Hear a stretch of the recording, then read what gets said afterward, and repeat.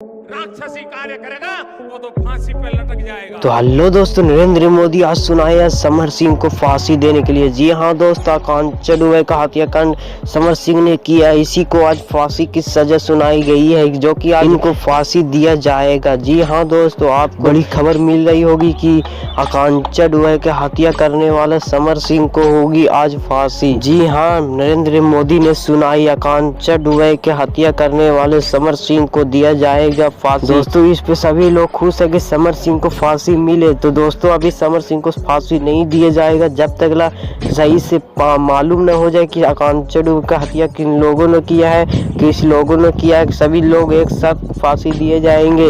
इसीलिए अभी पुलिस लोग ने समर सिंह से पीट के पता चल रहा है कि आकांक्षा दुबे को हत्या किस ने किया है। सभी कुछ पता चलने के बाद सभी को एक साथ फांसी दिया जाएगा। तो दोस्तों, आप क्या कहना चाहते हैं? आकांक्षा दुबे को न्याय मिलना चाहिए या नहीं मिलना चाहिए? तो कमेंट करके बताना और वीडियो को लाइक करके चैनल को सब्सक्राइब कर दीजिएगा।